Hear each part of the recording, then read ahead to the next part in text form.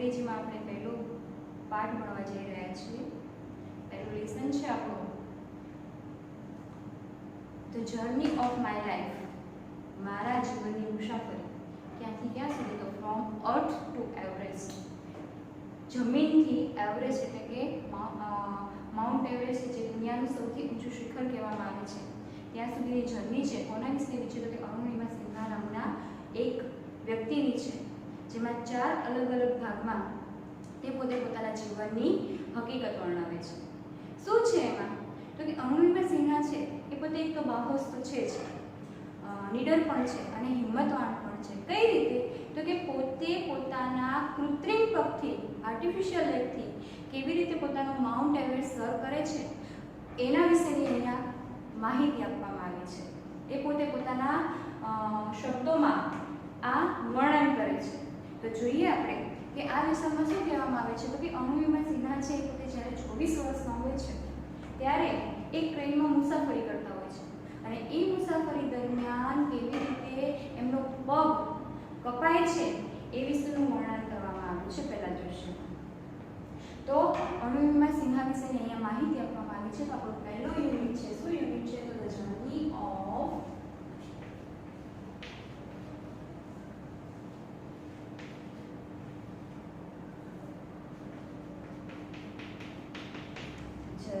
Of my life. ત્યાંથી ક્યાં સુધી? તો કે from earth two Everest.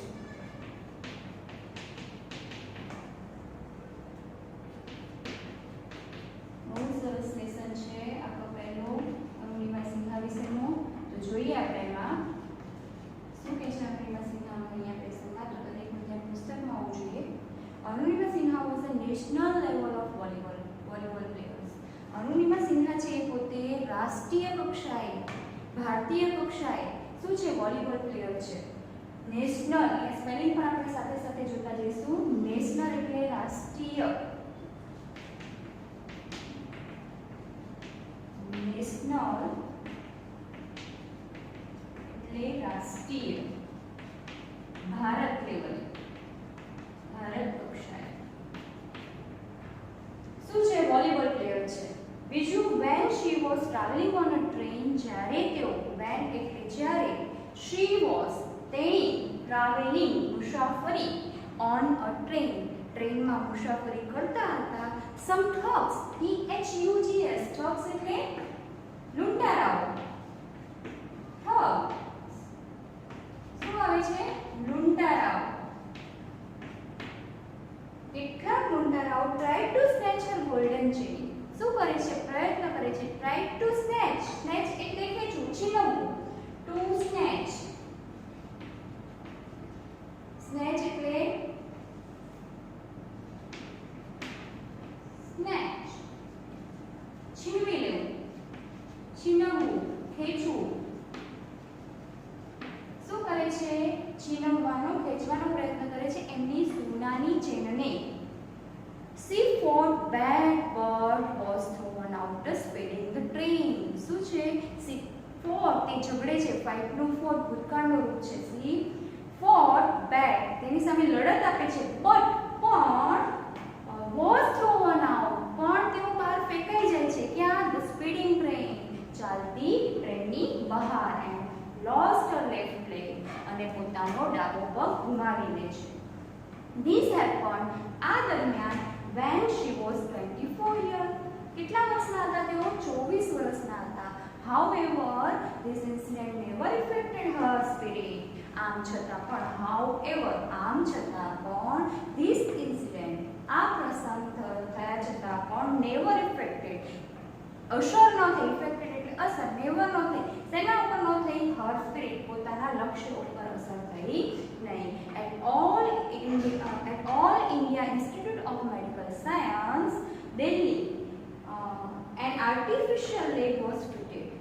all India Institute of Medical science છે તેમને આર્ટિફિશિયલ લેગ ફિટ કરવામાં આવ્યો. A year later, એક વર્ષ પછી she was retrained. ફરીવાર તેઓ શું કરે છે? તાલીમ લે છે as a mountaineer.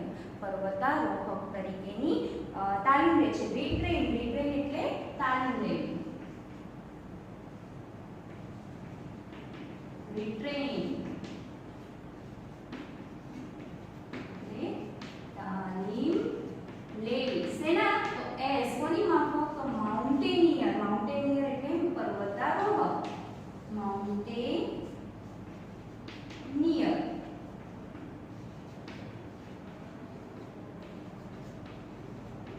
એટલે પર્વતારોહકની જેમ તાલીમ લેવામાં આવે છે. પર્વતારોહકની જેમ તેઓ તાલીમ લે છે. And became the first woman with an artificial leg to scale Mount Everest. અને દુનિયાના પ્રથમ એવા સ્ત્રી બને છે.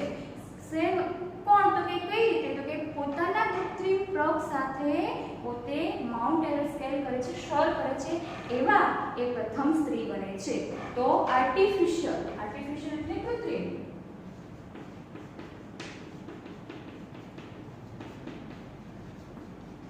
artificial કૃત્રિમ. બીજું શું કીધું છે સ્પેલિંગમાં? તો જુઓ, સ્કેલ એટલે ટુ સ્કેલ. સ્કેલ એટલે માપવું પણ થાય અને સર કરવું પણ થાય. સ્કેલ માપવું, સર કરવું. જો આ પ્રસંગમાં પોતાનો પગ કપાઈ જાય છે છતાં પણ પોતે હિંમત હારતા નથી અને આગળ વધવાનો પ્રયત્ન કરે છે. અને આગળ વધીને કેવા બની જાય છે? દુનિયાના એવા પહેલા સ્ત્રી બની જાય છે. ગુજરાતીમાં કે હિન્દીમાં એ લેસન ભણીને આવ્યા છે બચેન્દ્રી પાલ વિશે. તો એમાં જોઈએ આપણે તો પોતે શું કરે છે કે પોતાનો પગ કપાઈ ગયો છે છતાં પણ હિંમત હારતા નથી. પોતે આગળ ને આગળ વધવાનો પ્રયત્ન કરે છે અને એવા કે એક સક્સેસ વુમેન બની જાય છે. ફિમેલ એવા વુમેન બની જાય છે તો કે first female with an artificial leg to scale Mount Everest. This is her unforgettable story to hope, courage and inspiration. કે ન ભૂલી શકાય તેવી, હર એટલે કે તેણીની, અનફોર્ગેટેબલ એટલે કે ન ભૂલી શકાય તેવી સ્ટોરી, વાત છે. કેની? તો કે હોપ એટલે કે આશા, કરેજ એટલે કે બહાદુરી એન્ડ ઇન્સ્પિરેશન એટલે કે પ્રેરણાની આ વાત છે, સ્ટોરી છે. Let's read some for sense of a life. ચલો આપણે એમના 4 અલગ અલગ જીવનના ભાગ વિશે જોઈએ. નેરેટેડ હર ઓન વર્ડ્સ કે જે પોતે પોતાના શબ્દોમાં વર્ણવે છે. તો સ્પેલિંગ જોઈ લઈએ. ધ્યાન આપો. અનફોર્ગેટેબલ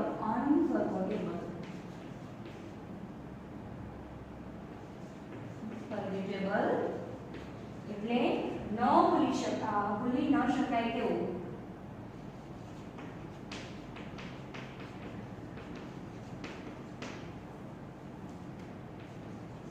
ભૂલી ન શકાય તેવું. એના પછી કયું છે? હોપ. હોપ એટલે આશા.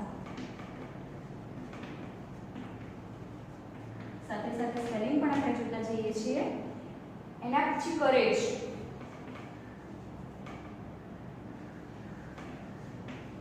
કરેજ એટલે બહાદુરી.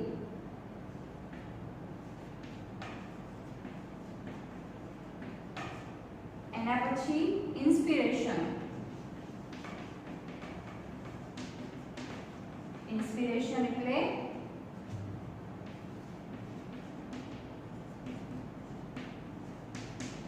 પ્રેરણા. નેરેટેડ એટલે ટુ નેરેટેડ, વર્ણવું.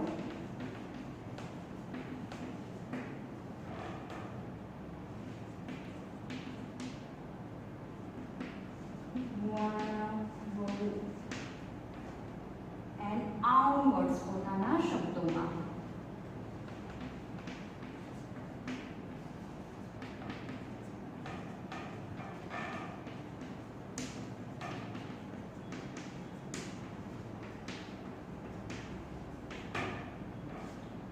સાયન્સ 1 જોઈએ છે કે કેવી રીતે પોતાનો પગ કપાવે છે દરમિયાન એમને કેવી કેવી મુશ્કેલીનો સામનો કરવો પડે છે.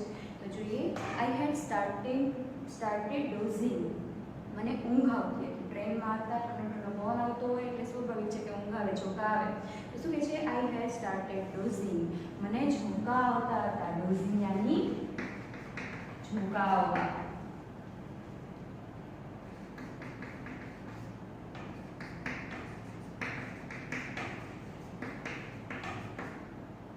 એમને ઝોકા આવતા હતા. માય આઈઝ વેર ક્લોઝ, મારી આંખો બંધ હતી. But my mind was awake, પણ મારું મગજ હતું એ શું હતું? મારું મન હતું અવેક, જાગતું હતું. આઈ રિમેમ્બર, મને યાદ આવે છે. સમવન સેઇંગ, કેટલાક લોકો કહી રહ્યા છે ધેટ શું કહે છે કે Bareilly would come after some time. Bareilly છે એ ઉત્તર પ્રદેશનું એક સ્થળ છે, જગ્યા છે. એ શું કહે છે કે Bareilly would come after some time, Bareilly થોડીક જ સમયમાં આવશે. I was in deep thought, હું ઊંડા વિચારોમાં હતી. When I felt a head tugging at my golden chain, મને એવું અનુભવાયું કે કોઈકનો હાથ છે એ મારા ગોલ્ડન ચેઇનને અડી રહ્યો છે, મારા ગળા ઉપર અડી રહ્યું છે, એવો એમને અહેસાસ થયો. અ ગર્લ સિક્સ સેન્સ, છોકરીની સિક્સ સેન્સ એટલે કે છઠ્ઠી ઇન્દ્રિય is always a best companion. Companion યાની દોસ્ત, મિત્ર. એની સારી એવી મિત્ર છે. તમે જોજો, આપણે કંઈક કાર્ય કરતા હોય ત્યારે આપણને આપણું મન અમુક વસ્તુ ઉપર કરવાનું ના પાડે છે, એલર્ટ કરી દે છે, તું આમ ન કરીશ, કાં તો આમ થશે. તો એ શું છે? છઠ્ઠી ઇન્દ્રિય છે, એને સતેજ કરે છે અને એને જણાવે છે કે તારી સાથે કંઈક ખરાબ થઈ રહ્યું છે.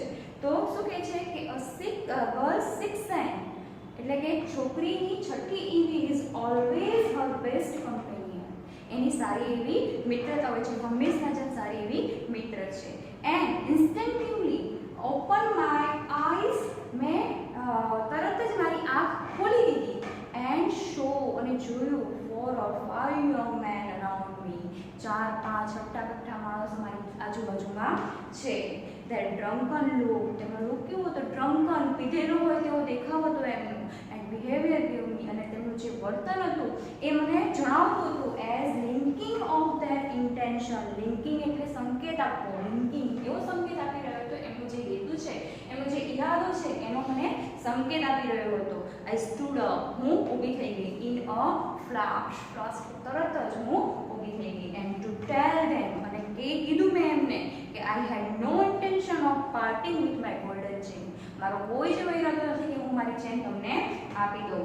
સો દે કેમ ટુગેધર એટ મી, અને તરત જ એ બધા જ ભેગા થઈને મારી સામે આવ્યા. ઇવન ધો the compartment was full. Compartment એટલે ડબ્બો. કોનો ડબ્બો? રેલનો ડબ્બો નહીં, પણ રેલવેનો ડબ્બો એને કમ્પાર્ટમેન્ટ કહેવાય. શું કહે છે કે આમ છતાં તેમ છતાં કમ્પાર્ટમેન્ટ આખું ફૂલ છે, છતાં નન ઓફ ફેલો પેસેન્જર, એમાં કોઈ પણ passenger got up to even inquiry, કોઈ ઊભું નથી થતું, કોઈ મદદમાં પણ નથી આવતું. અને ઇવન આમ છતાં તે ઉપરાંત પણ ઇન્ક્વાયરી, કોઈ પૂછપરછ પણ નથી કરતું કે વોટ વોઝ હેપનિંગ, શું થઈ રહ્યું છે.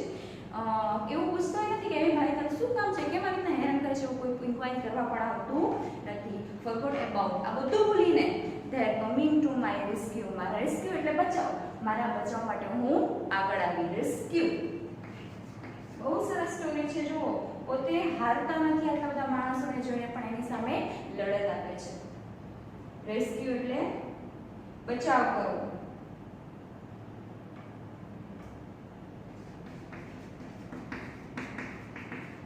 રેસ્ક્યુ બચાવ. જુઓ હવે આગળ. આઈ હેડ નો ઓપ્શન, મારી પાસે કોઈ જ ઓપ્શન નહોતો. But to take them on, તેમની સામે લડત આપ્યા સિવાય મારી પાસે કોઈ બીજો ઓપ્શન નહોતો, કોઈ વિકલ્પ નહોતો. સો આઈ કોલ્ડ યંગ, મેં એક યંગ માણસને પકડ્યો. Who was trying to size me up, અને મારી સામે આવી રહ્યો છે, મારી સામે ચેન ખેંચવાનો પ્રયત્ન કરી રહ્યો છે તેવા માણસને. એન્ડ બાય હિઝ કોલર, અને એનો કોલર પકડીને પુશ હિમ બેક, અને પાછો ધકેલી દીધો. I kick a couple of others, મેં બીજા બે માણસને શું કર્યું? કિક મારીને પાછા ફેંક્યા. એન્ડ એક્સેપ્શનલ બેટલ, અને ધારણા મુજબ, એક્સેપ્શનલ એટલે ધારણા મુજબ, મેં જે ધારી હતી તેવી બેટલ એટલે લડાઈ હેડ બિગન, ચાલુ થઈ. And inside the train on the move, ચાલતી ટ્રેનમાં. ધ વુલ્ફ એટલે ભેડિયાની જેમ, વુલ્ફ એટલે વરુ કહેવાય, હિન્દીમાં કહીએ તો ભેડિયા કહેવાય. ભેડિયાની જેમ made another attempt to snatch my chain, તેમણે ફરીવાર ચેઇન ખેંચવાની કોશિશ કરી. એટેમ્પ્ટ એટલે કોશિશ કરવી. એટેમ્પ્ટ એટલે શું થશે? કોશિશ કરવી.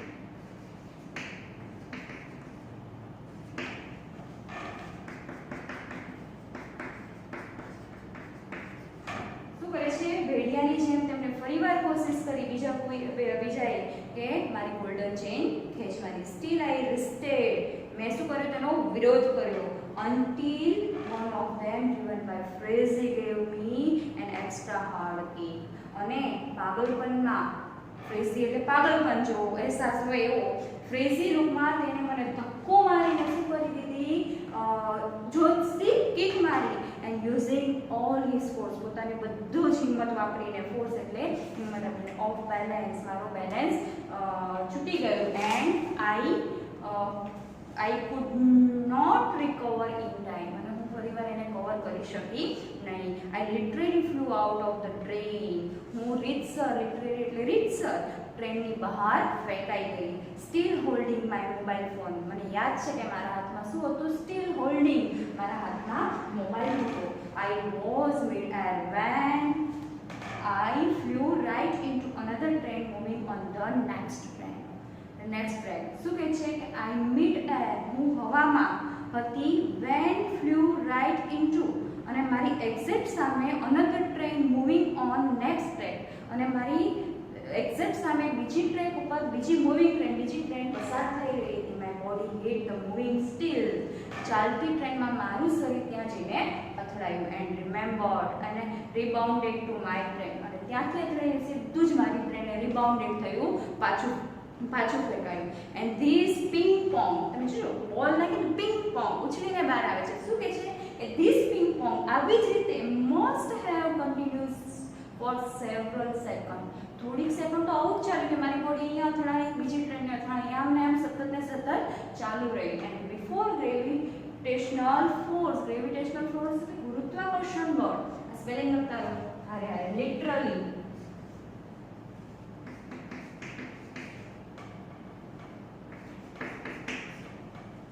લિટરલી એટલે રીતસર.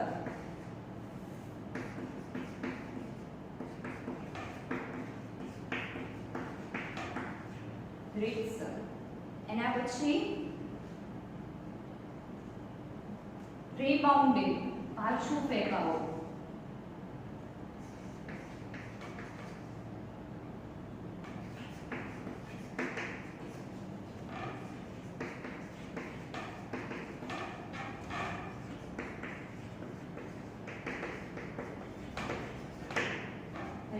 એટલે પાછું ફેંકાવવું. હવે જોઈએ આગળ શું છે બીજું spelling. This ping pong, ping pong એટલે ઉછળવું પાછું ફેંકાવું, ઉછળવું પાછું ફેંકાવું. એવી જ રીતે કન્ટિન્યુઅસલી ફોર સેવરલ સેકન્ડ, કેટલીક ક્ષણો તો આવું જ ચાલતું રહ્યું. બિફોર, પહેલા ગ્રેવિટેશનલ એટલે કે ગુરુત્વાકર્ષણ બળ. ગ્રેવિટેશનલ ફોર્સ એટલે ગુરુત્વાકર્ષણ બળ. ગુરુત્વાકર્ષણ બળને લીધે હું જમીન ઉપર જઈને પડી. શું કહે છે કે second before gravitational force pulled me down, અને નીચે મૂકી દીધી. ગ્રેવિટેશનલ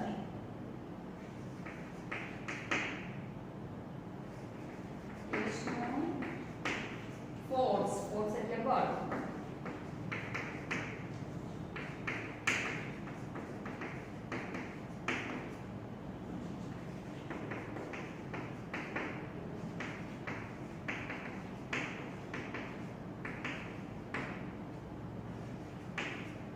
ગુરુત્વાકર્ષણ બળને લીધે હું નીચે ફેંકાઈ. એન્ડ ડિસ્પાઇટ માય ફોર્સ, મારા પ્રયત્નો છતાં, my left leg fell on track, મારો ડાબો પગ ટ્રેક ઉપર જઈને પડ્યો. જા, કોઈ પણ વસ્તુ નીચે દબાય એટલે તરત અવાજ આવે. એમ ટ્રેન ચાલુ હતી, એના ટ્રેક ઉપર પગ આવી ગયો છે, અને તરત ચાલુ ટ્રેનની નીચેનો પગ આવતા કેવો અવાજ આવે છે? જા. And that was the sound of my leg getting chop.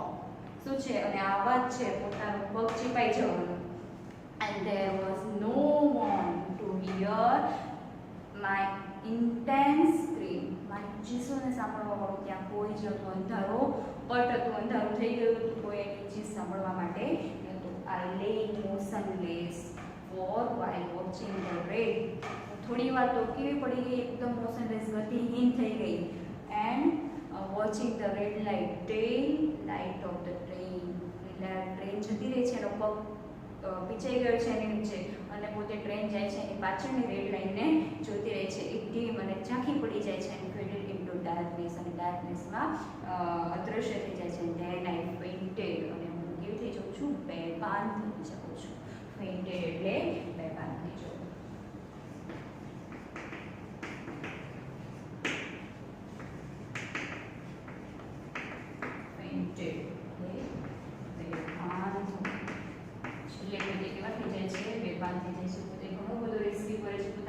બચાવવા માટે, પણ તેમ છતાં પણ પોતે હારે છે અને પોતાનો ડાબો પગ ગુમાવી દે છે. હવે શું થાય છે? ડાબો પગ ગુમાવ્યા પછી પણ શું થાય છે? કેવી રીતે પોતે માઉન્ટ એવરેસ્ટ સર કરે છે? કોઈ પણ વ્યક્તિનો પગ જતો રહ્યો હોય એટલે પોતે કેવો થઈ જાય?